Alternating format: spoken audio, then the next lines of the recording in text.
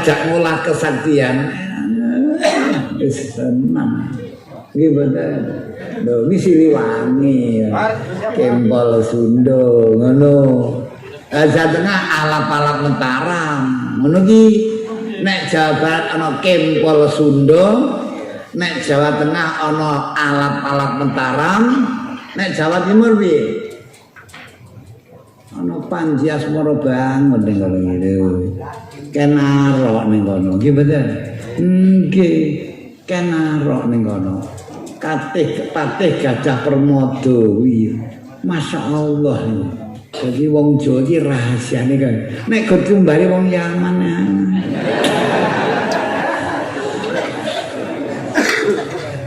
Rasa kuwatir nggih? Nggih. Aja di. Rasa kuwatir nggih? Kurang Yaman wong gabung. Wong rene golek isine wetenge kok geger. Nggih bener. Kok minggok rono to? Ya ora apa-apa lagi mangsane kok.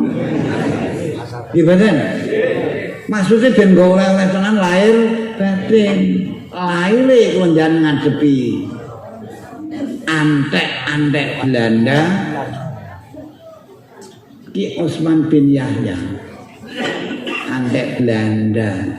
Anak turune malah arepe nguasani Indonesia. Kaya ngono ki ora kurang ajar niki.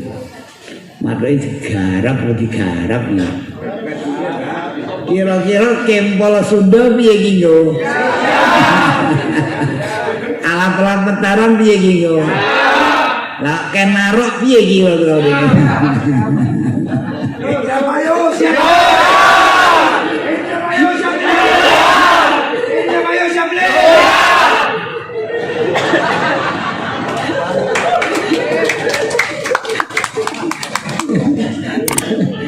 Iki ngaji Jawa kemalah kesaktian.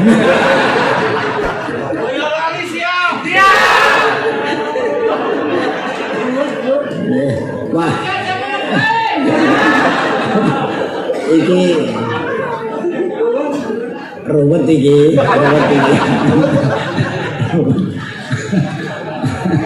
Wong ngaji Jawa kok menggok rono. Ngaji Jawa kok menggok yang kejadukan. Ilmu kanuragan malah lha iya. Lah pengen sakti ki nyawane kok nggih mboten? Sing sakti ki juga ragane. Nyawane kok. Lah piye diwale? Ngoten lho. Sing bener nyawa dibungkus raga. Nyawa ndrene raga. Ning sing luwih apik lho wonten nyawa iso ngemuli raga. Ngoten nggih? Saged mboten? Nah, sing apik nyawa ngemuli raga. Ngaji nyawa nyawane ben ngemuli raga. Khususe ati fuat roh nafsani sing ngemuli raga kempas. Kempis. Jadi nek ki buntut dibedil niki carane lho iki carane sih ayo dikandheke nyawang mriki ngaten megeng napas ini muni Allah napas ditahan kenceng pun ditahan sak kuwate nek tahan sak kuwate ditahan diampet aja metu sik. Nek diahan tampet sak kuwate aja metu ning sedot ping pindho. Nah. Jadi monggo. Dadi niki ngene ngono pelurune menggok rene. Niki dawuh Mbah Sunan Kalijaga muga diestoke anak putu. Carane piye? Ngaji bebaya ngadepi bebaya nyawa sing terancam nggih mboten kok dhek ngancam nyawa milangi nyawa lah kene nyawane tahan nyawa tahan diampet nafsani diampet nek diampet kudu nak metu nek diampet tak kudune metu ora metu sik lebokne. Lho wis diampet lebokke pindho, ditokke akbar. Allah akbar. Insyaallah niki nek Mbah Yai Subeki Paraan teng Inggris dicubes bambu runcing botol leleh pojok nggih londo kobong mayite cubles bambu runcing mayite kobong bambu runcing bambu kipring runcing dilincip niki Mbah Subeki Paraan teng londo niku teng niku leleh waja dicubes ora leleh kanggo dibedhil ora dadas dibom ora pecah dimetrali ora gathuk nggih to nggih dibom dimortir ora dadas ora pecah ning bambu runcing botol niki Mbah Subeki Paraan muga dienggo putra wayang nggih nah Kempol Sunda ya ngono padha ae. Jadi kita ingin iki ora gur meneng ae. Ngene iki nahan napas. Nahan napas iki sundul untuk Kempol Sunda. Anak sing bayi abang tada itu Mbak mendal iki. Plek mencalak, mendal. Mboten nangis. Wah, anak lanang jan. Itu Ki Sunda niki. Ayo. Kira-kira wani dites? Wani. Tenang.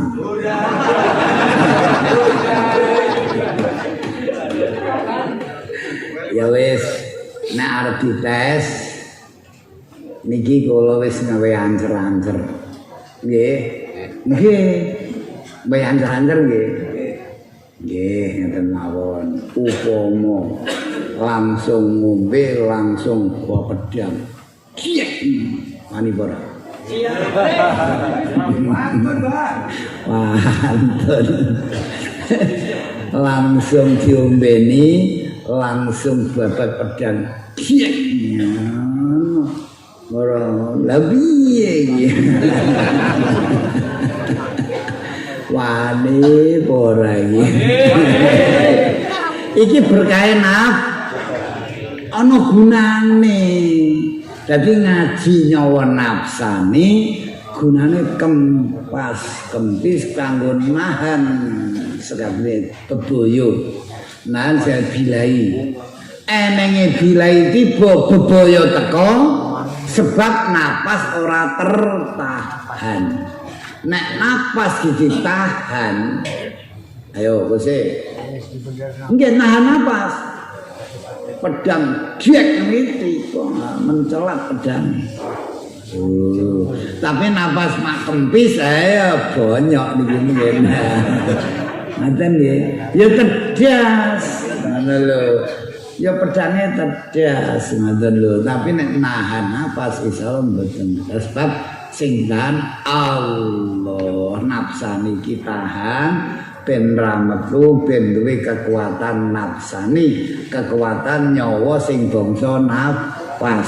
Mula tahan nafas, tapi aja kok tahan nafas tok. Kudu isi.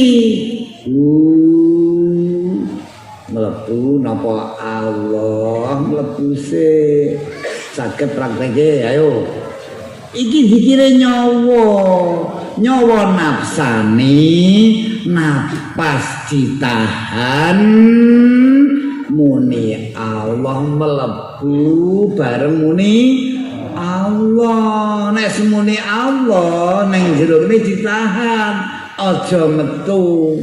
Insyaallah bebaya ora temomo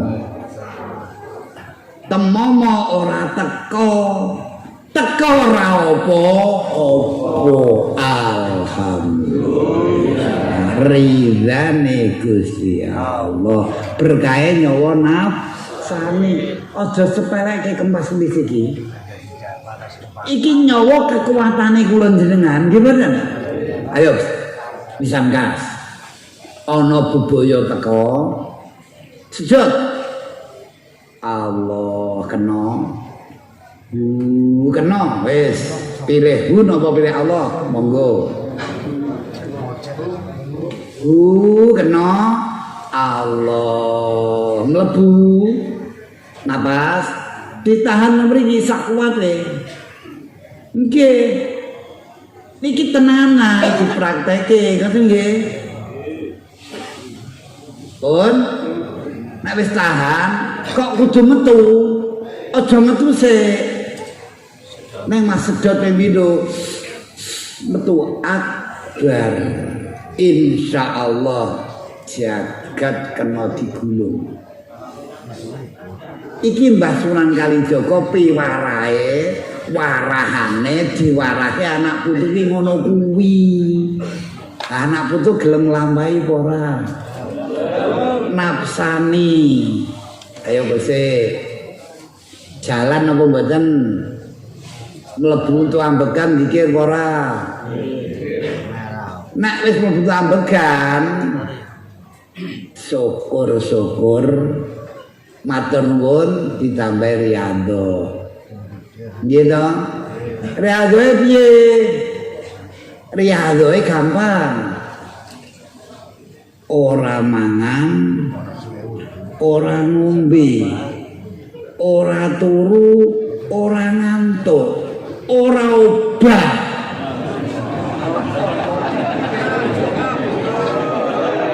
Sik to, urung rampung kok jandal sik to. Kose urung rampung kose. No. Urung kose, tenang sik. Urung rampung. Urung rampung. Kose urung rampung susu ae. Aja kesusu kok kleru. Kose, ayo. Nek nafsan iki jalan mlebu Allah. Tahan nggih. Tirakat ora mangan, ora ngombe, ora turu, ora ngantuk, ora obah, ora kedep sak jam mawon. Wis monggo.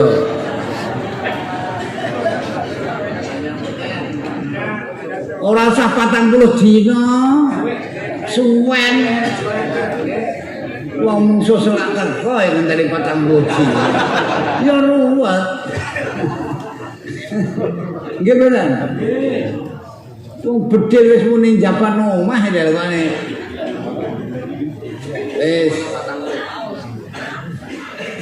Ngenteni 40 dina salah. Wis kesuwen sak jam. Kesuwen ya.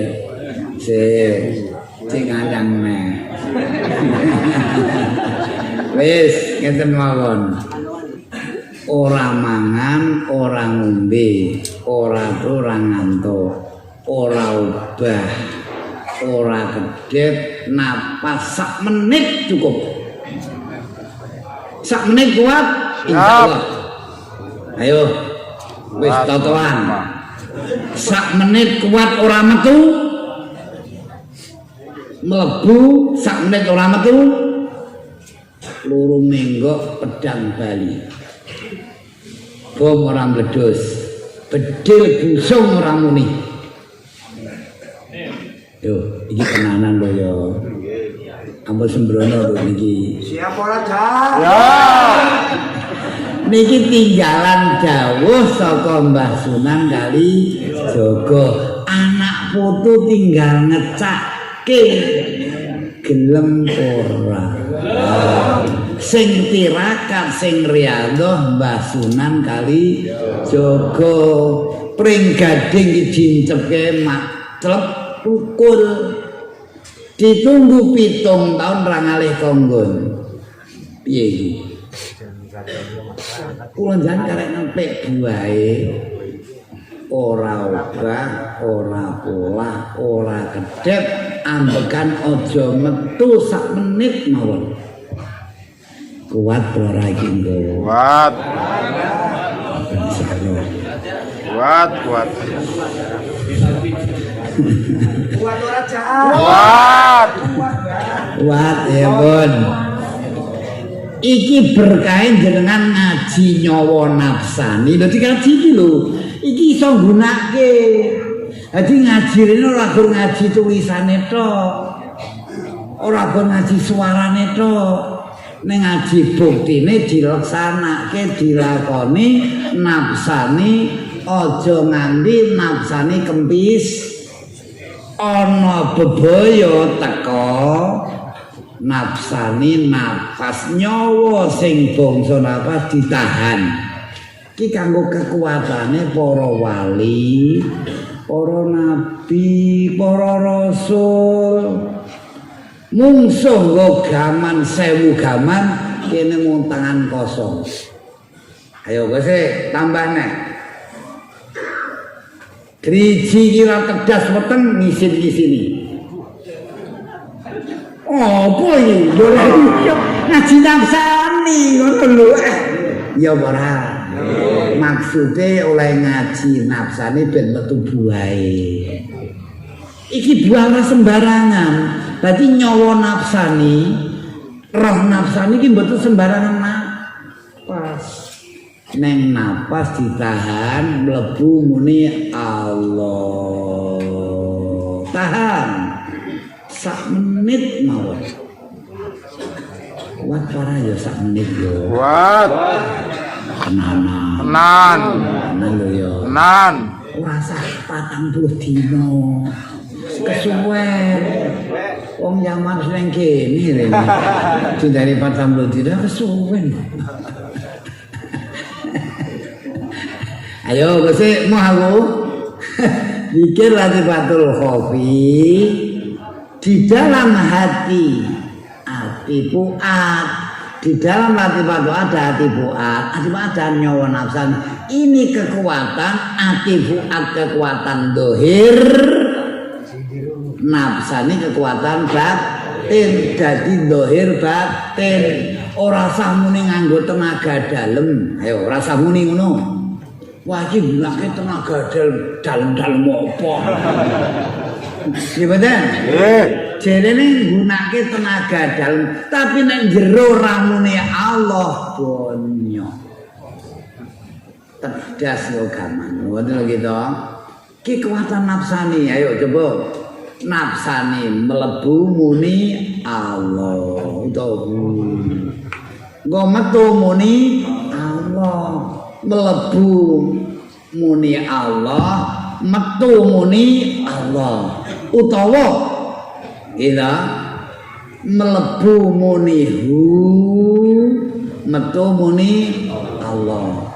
Iki kok untung. Ora bakal buntung. Ora mon untung dipek dhewe. Dhewe ndeke dhewe. Iki gamane Kanjeng Sunan Kalijaga. Mbah Sunan Bonang kaya ngono kuwi, tangan kosong. Ayo. Ora sanggo parang, ora sanggo celurit. Ora sanggo bren, ora sanggo bedil. Sak landhep-landhepe peluru dik landhep iki. Gimana? Ki landhep lamun muni Allah. Tuh, napas metu muni Allah landhep ngene. Insyaallah ngungkuli pedang landhepe. Tenang. Ngungkuli peluru landhepe. Lamun gelem nindakake. Kersa nindakake nggih. Purun ngagem diagem secara pribadi. Ngoten nggih. Aja sombong. Sombong ini kandhake wong. Ning awake dhewe ora pecus. Repot. Nggih bener. Ora usah sombong, ora usah kono wong ning bukti dibuktekke wani kenyataane. Mun dijajal. Nggih bener. Wis dijajal mun bola-bali. Ora usah dipindho ping 3, ping 4, ping 5, ping 6 wis pokoke ngandel karo kuasane Gusti